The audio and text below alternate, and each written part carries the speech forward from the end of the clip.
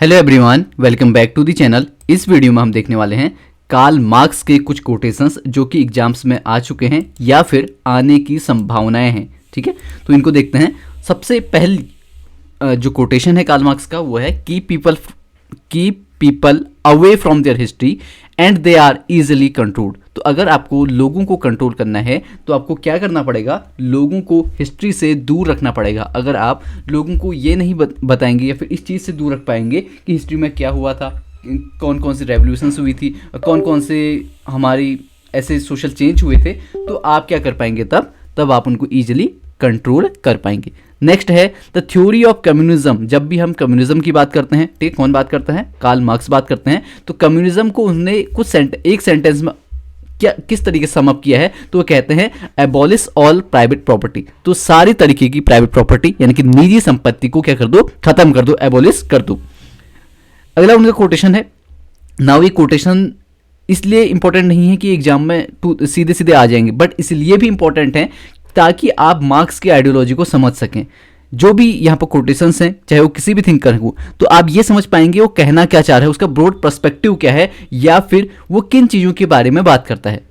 तो भले ही ये कोटेशन कभी कभी हो कि ये सीधे सीधे आ जाएं, लेकिन जब सीधे से नहीं आते हैं फिर भी आप जो भी एनालिटिकल क्वेश्चन है या फिर ऐसे क्वेश्चन है जिसमें कि आपको एक समझ अंडरस्टैंडिंग डेवलप होनी चाहिए, तो उन क्वेश्चंस के लिए ये जो कोटेशन है वो इंपॉर्टेंट हो जाएंगी।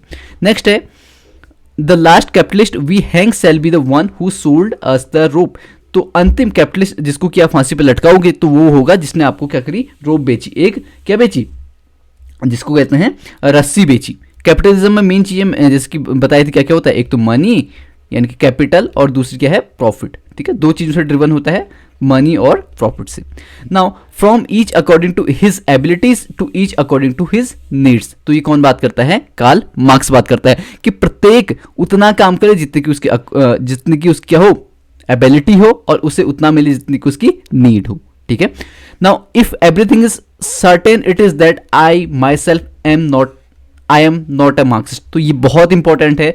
आपको लग सकता है कि किसी और ने कहा होगा कि I am not a Marxist, बल्कि मार्क्स ने स्वयं कहा है कि I am not the Marxist, क्योंकि जो इन्होंने मार्क्सिज्म की थ्योरी दी थी उसको जो इंटरप्रिटेशन किया या फिर जिस तरीके से दुनिया में उसका प्रयोग था, तो उससे एक कह सकते हैं कि मार्क्स बहुत ज़्यादा खुश नहीं थे। तो उन्होंने कहा कि एक चीज़ तो निश्चित है कि मैं मार्क्सिस्ट नहीं हूँ, क्योंकि मार्क्सिज्म को बहुत ज़्यादा पॉल्यूट किया गया है और आप देखो कि दुनिया में बहुत सारे युद्ध भी इसके कारण हुए हैं। तो लास्ट में मार्क्स कहते हैं कि एक चीज़ निश्चित है कि मैं मार्क्सिस्ट तो नहीं हूँ। नाउ ये क्वेश्चन कोटेशन के रूप में आ चुका है यूपीएससी के ऐसे में। ठीक है, history repeats itself the first as tragedy then as farce. तो हिस्ट्री हमेशा अपने आप को क्या करती है, रिपीट करती है। पहले तो एक तबाही के रूप में, एक ट्रेजेडी के रूप में, और दूसरी बार एक प्रतिहास के रूप में यानी कि फेयर्स के रूप में। ठीक है, तो जो भी कोटेशन है वो इंपॉर्टेंट है। ठीक है, इस लिहाज से भी क्योंकि वो डायरेक्ट भी आ सकते हैं, और इस लिहाज से भी क्योंकि आपको एक तरीके से उस थिंकर के अंदर झांकने का एक मौका देते हैं। ठीक है, तो ये मेन क्या है, कोटेशंस हैं, क्योंकि आप जो भी हमारे थिंकर्स हैं उनकी पूरी की पूरी बुक नहीं पढ़ सकते हैं। ठीक है, वो पॉसिबल भी नहीं है कि आप एग्जाम के लिए सारी बुकें पढ़ लें, उनकी पूरी आइडियोलॉजी को घोट लें, लेकिन ये इंपॉर्टेंट है कि वो ब्रॉडली कहना क्या चाहते हैं, किन किन टॉपिक्स पे बात करी होती है उन्होंने। तो ये सबसे अच्छा तरीका ये है कि हमको उन कोटेशंस को देख लें, उन लोगों ने क्या बातें की हैं वो पता कर लें, तो हम काफ़ी हद तक उसकी आइडियोलॉजीज को देख पाएंगे। नेक्स्ट है revolution are the locomotives of history. तो ये जो कोटेशन है वो एग्जाम्स में रिपीट हो चुका है। ठीक है, यूजीसी नेट एग्जाम्स में रिपीट हो चुका है कि जो क्रांतियां होती हैं वो क्या होती हैं, हिस्ट्री की लोकोमोटिव होती हैं। ठीक है, जैसे कि आपने देखा होगा ना, जो स्टीम इंजन जहाज चलता था, लोकोमोटिव्स क्या होता है, इंजन होता है। ठीक है, जो क्रांतियां होती हैं उसी के कारण हिस्ट्री चलती है, हिस्ट्री बनती है। ठीक है, नेक्स्ट है द एलिनेशन का कॉन्सेप्ट देता है, कार्ल मार्क्स देता है। तो ये कहते हैं the alienation of man thus appeared as the fundamental evil of capitalistic society. तो कैपिटलिस्ट सोसाइटी का सबसे बड़ा इविल क्या है, सबसे बड़ा दोष हम कह सकते हैं वो क्या है कि यहाँ पर व्यक्ति एलिनेट हो जाता है। एलिनेट कहने का मतलब हर चीज से अलगाव वो महसूस करता है, जुदा जुदा वो रहता है। नाउ नेक्स्ट कोटेशन है man makes their own history. तो एक मनुष्य जो होता है स्वयं का इतिहास खुद बनाता है। ठीक है, एक बार थोड़ा सा रिपीट कर लेते हैं। पहली चीज,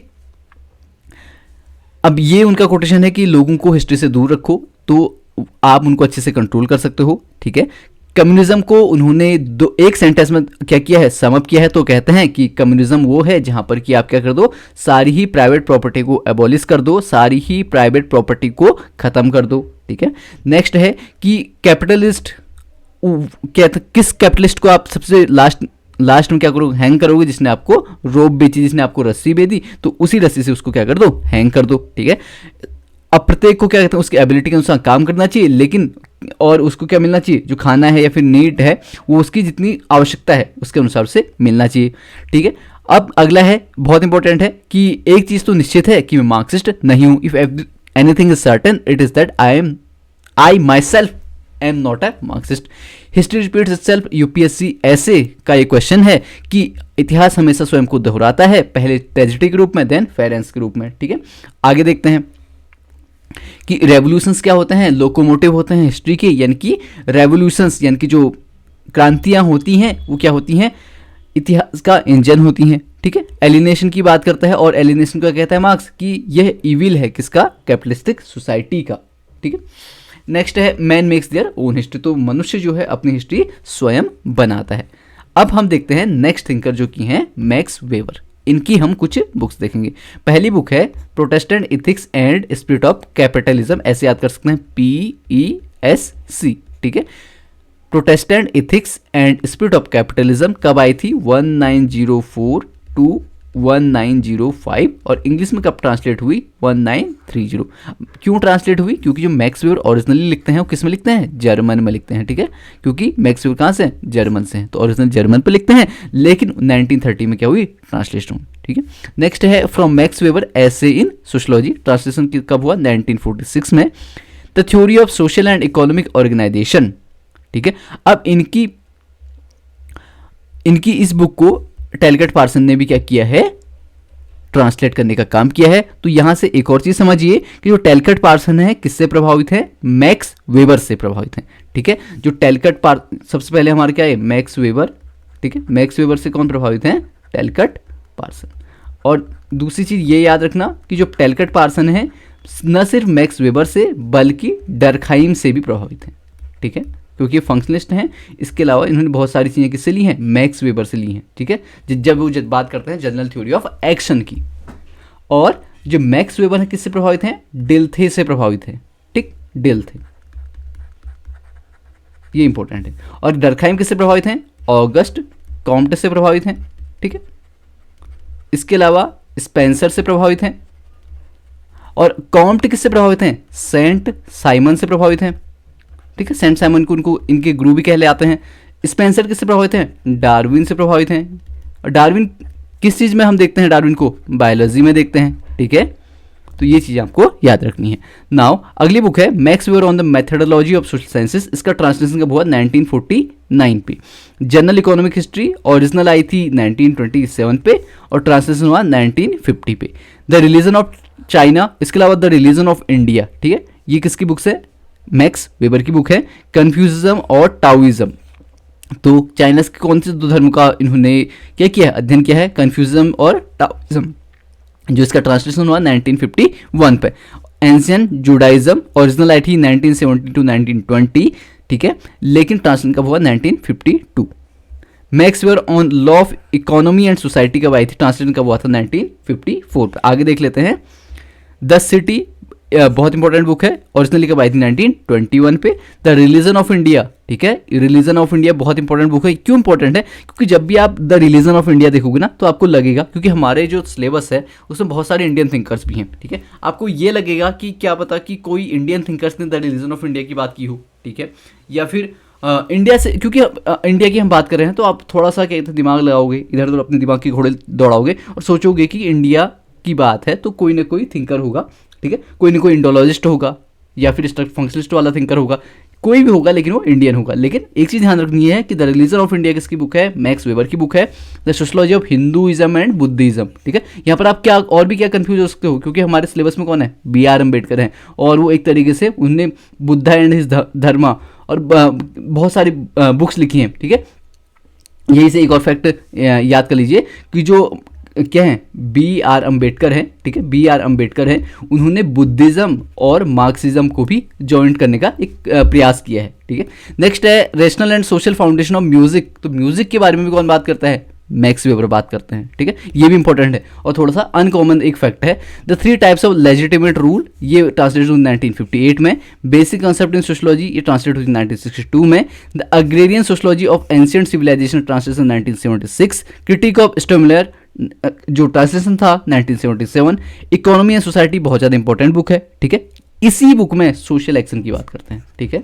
सोशल एक्शन की बुक की बात कहाँ करते हैं max weber, economy and society book में, ठीक है, ये याद रखिए। N outline of interpreted sociology, जब भी इंटरप्रेटेड की बात आती है तो किसका नाम आता है, मैक्स वेबर का।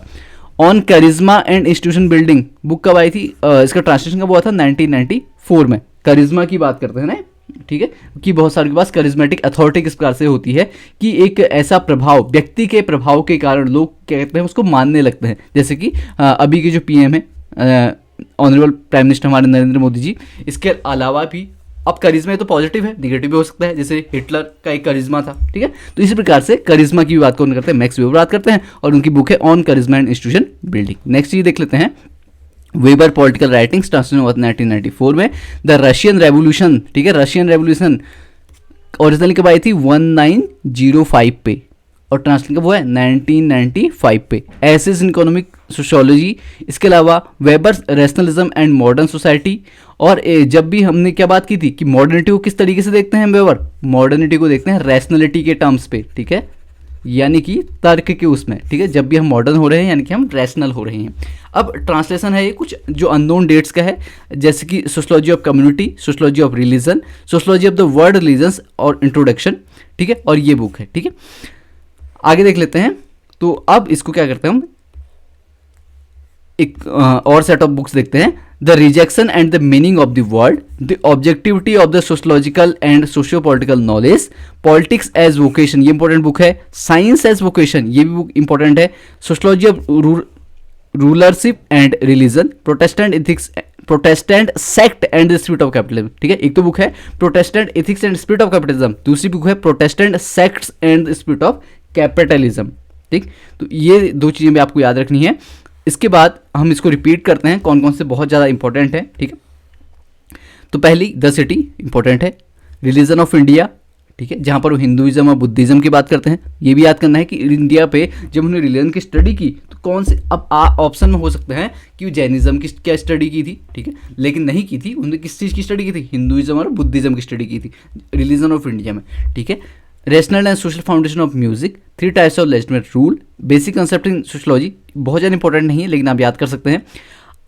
इसके अलावा इकोनॉमी सोसाइटी बहुत इंपॉर्टेंट है, ठीक है। On charisma and institution building, क्योंकि करिश्मा की बात करते हैं।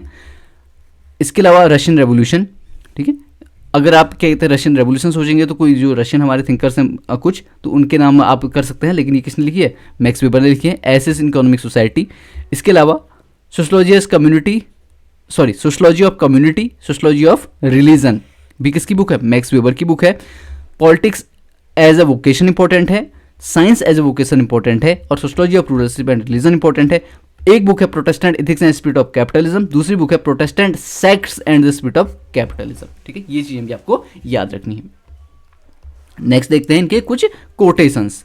A government is an institution that holds a monopoly of the legitimate use of violence, ये कोटेशन यूजीसी नेट में आ चुका है, ठीक है। एक गवर्नमेंट एक ऐसा इंस्टीट्यूशन है, एक ऐसी संस्था है जिसके पास कि वायलेंस, हिंसा करने का एक क्या होता है, लेजिटिमेट पावर होती है, ठीक है, या फिर कहें कि उसकी जो फोर्स यूज करता है उस पर मोनोपोली होती है, यानी कि एकाधिकार होता है कि वो हिंसा कर सकता है, और किस तरीके से कर सकता है, वैध तरीके से कर सकता है, ठीक है। मतलब एक गवर्नमेंट एक ऐसा इंस्टीट्यूशन है जो कि अपने पास यह एकाधिकार रखता है कि वह हिंसा का प्रयोग वैध रूप से करे, ठीक।